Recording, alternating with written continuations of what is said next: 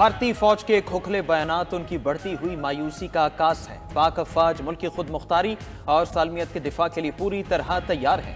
کسی بھی مہم جوئی کا پوری طاقت سے جواب ملے گا، سپہ سالار جنرل سید عاصم منیر نے واضح کر دیا۔ آرمی چیف کی زیر صدارت کور کمانڈرز کانفرنس۔ بھارتی فوجی قیادت کے اشتعال انگیز بیانات خطے قیام کے لیے سنگین خطرہ قرار۔ ایسے بیانات بھارت کے اندرونی خلفشار اور انسانی حقوق کی خلاف ورزیوں سے توجہ ہٹانے کی کوشش ہے۔ فورم کا کشمیری عوام سے مکمل اظہاری یکجہتی اور غیر متزلزل حمایت کے عزم کا اعادہ۔ کور کمانڈرز کانفرنس کے شرکاء کا فتنہ الخارج کی کارروائیوں کے لیے افغان سرزمین کے مسلسل استعمال پر گہری تشویش کا اظہار۔ عبوری افغان حکومت فتنہ الخارج کی موجودگی سے انکار کی بجائے اس کے خلاف ٹھوس اور عملی اقدامات کرے۔ کسی کو بھی بلوچستان کا امن خراب کرنے کی اجازت نہیں دی جائے گی۔ فورم کا بلوچستان میں سماجی اقتصادی ترقی کے اقدامات تیز کرنے پر زور۔ کانفرنس کے اختتام پر آرمی چیف نے تمام فارمیشنز کی آپریشنل تیاریوں کی تعریف کی۔ کہا عسکری قیادت قوم کو درپیش کثیر الجہتی چیلنجز سے مکمل طور پر آگاہ ہے۔ عوام کی بھرپور حمایت کے ساتھ اپنی آئینی ذمہ داریوں کو پورا کرنے کے لیے پرعزم ہے۔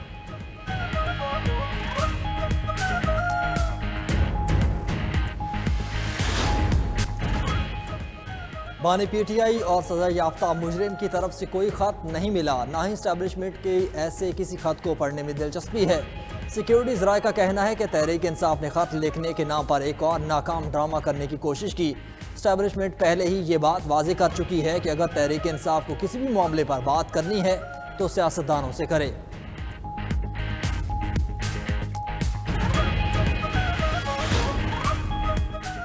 بانی پی ٹی آئی کی جانب سے آرمی چیف کو لکھا جانے والا خط پڑھا یا دیکھا نہیں، chairman PTI barrister Gohar کی میڈیا سے گفتگو۔ کہا بانی پی ٹی آئی نے خط کے مندرجات خود پڑھ کر سنائے۔ آرمی چیف کی طرف سے خط پر رد عمل آتا ہے تو ہم خیر مقدم کریں گے۔ آرمی چیف سے ایک میٹنگ ہوئی تھی جو امن و امان پر تھی۔ قائد حزب اختلاف سینٹ شبلی فراز نے کہا بانی پی ٹی آئی کو ملک کی فکر ہے۔ آرمی چیف کو خط قومی لیڈر کے طور پر لکھا۔ ملک 2 سال سے سیاسی عدم استحکام کے باعث رکا ہوا ہے۔ ملک کو جو سسٹم آگے لے جا سکتا ہے وہ جمہوریت ہے۔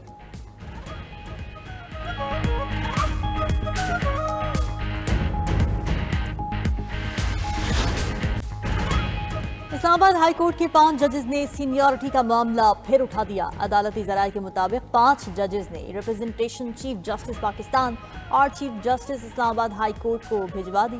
کہا گیا کہ جج جس ہائی کورٹ میں تعینات ہوتا ہے اسی ہائی کورٹ کے لیے حلف لیتا ہے۔ آئین کے مطابق دوسری ہائی کورٹ میں ٹرانسفر ہونے پر جج کو نیا حلف لینا پڑتا ہے۔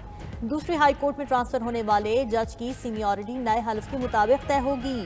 عدالتی ذرائع کے مطابق ججز کی دائر ریپرزنٹیشن سینیورٹی سے متعلق ہے، ججز کے تبادلے سے کوئی تعلق نہیں۔ اسلام آباد ہائی کورٹ میں دیگر ہائی کورٹ سے 3 ججز کے تبادلے کے بعد گزشتہ روز سینیورٹی لسٹ جاری ہوئی تھی، جس کے تحت تبادلے کے تحت آنے والے جسٹس سرفراز ڈوگر سینئر پیونی جج اسلام آباد ہائی کورٹ بن گئے ہیں۔ Justice Mohsin Akhtar Kayani seniority list میں دوسرے اور جسٹس میاں گل حسن تیسرے نمبر پر چلے گئے۔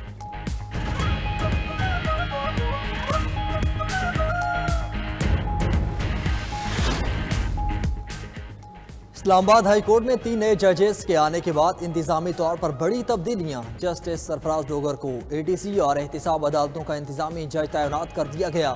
جسٹس محسن اختر کیانی اس سے پہلے اے ٹی سی احتساب عدالتوں کے انتظامی جج تھے۔ جسٹس انعام امین منہا سیشن کورٹس ایسٹ کے انتظامی جج تعینات۔ آفس آرڈر جاری۔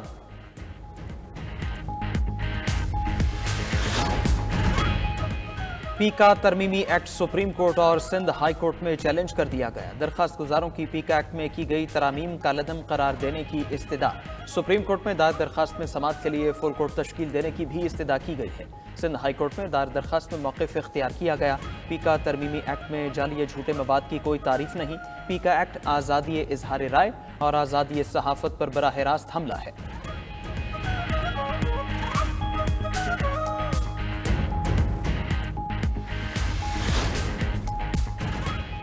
کوئی شخص جو فوج کا حصہ نہ ہو، کیا وہ صرف جرم کی بنیاد پر فوجی عدالت کے زمرے میں آ سکتا ہے؟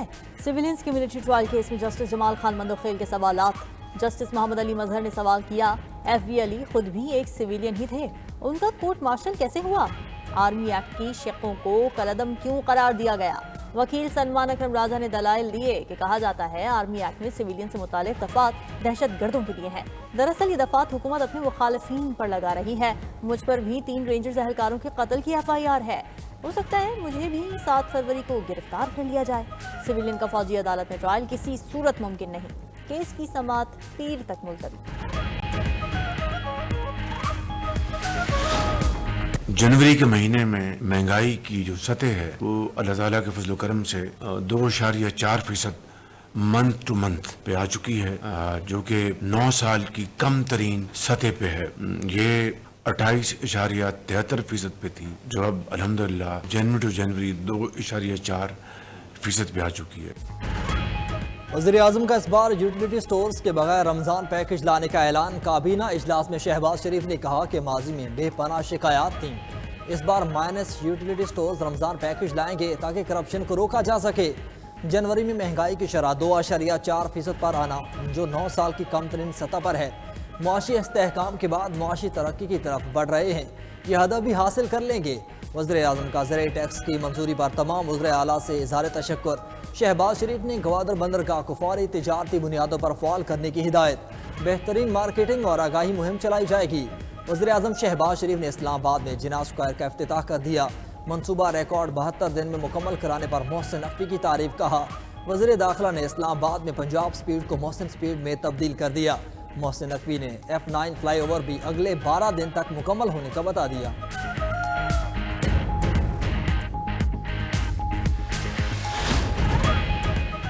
सदर ममलकत आसिफ जरदारी 5 रोज़ा सरकारी दौरे पर चीन चले गए। नायब वज़ीर आज़म इसहाक डार और वज़ीर दाखिला मोहसिन नकवी भी हमरा हैं। सदर जरदारी की चीनी हममनसब समेत आला हुकाम से मुलाकातें होंगी। सीपैक समेत दो तरफ़ा ताल्लुकात पर तबादला ख्याल किया जाएगा। आसिफ जरदारी नवी एशियाई सरमाई खेलों की इफ्तिताही तकरीब में भी शिरकत करेंगे।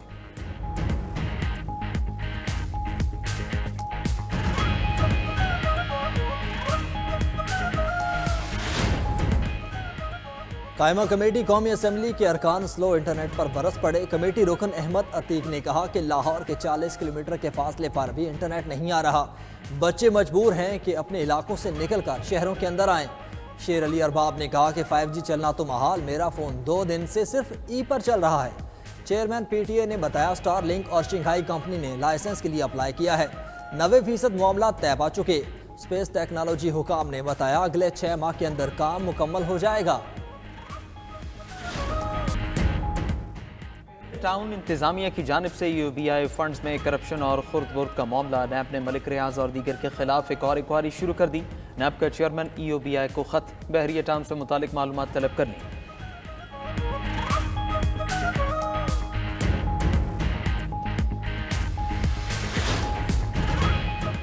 रजिस्टर्ड अफगान महाजरीन को भी जुड़वा शहरों से अफगानिस्तान वापस भेजने का फैसला। वजीर आजम हाउस से मरासला अफगान सफारत खाने को मौसूल हो गया। एलामी के मुताबिक दूसरे मरहले में प्रूफ ऑफ रजिस्ट्रेशन कार्ड रखने वाले अफगान बाशिंदों को इस्लामाबाद और रावलपिंडी से निकाला जाएगा। POR रखने वाले अफगानों को फौरी तौर पर बेदखल नहीं किया जाएगा। गैर मुल्कियों की वतन वापसी के लिए FIA मुतहर्रिक। वजारत दाखिला के हुक्म पर FIA ने 3 टीम्स तश्कील दे दी।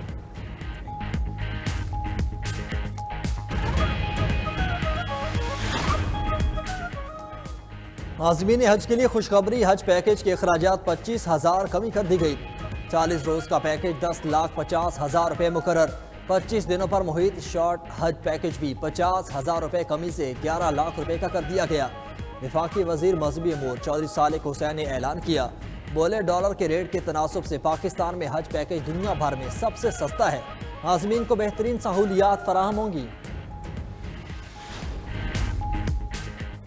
सऊदी अरब ने पाकिस्तान के साथ मनी लॉन्ड्रिंग से मुतालिक तहकीकात के तबादले में ताउन की मंजूरी दे दी। ताउन की मंजूरी दारुल हुकूमत रियाद में होने वाले सऊदी काबीना के इजलास में दी गई।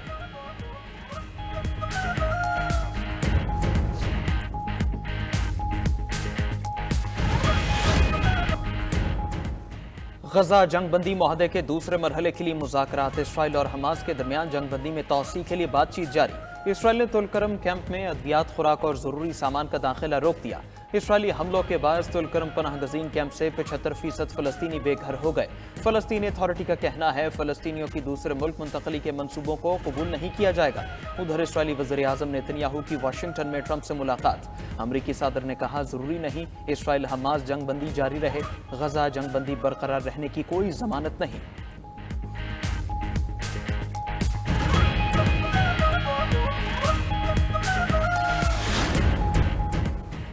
لاہور میں 30 سال بعد 10 فروری کو نیشنل ہارس اینڈ کیٹل شو دوبارہ شروع ہوگا۔ وزیر اعلیٰ پنجاب مریم نواز کا عالمی معیار کا ہارس اینڈ کیٹل شو کرانے کا فیصلہ۔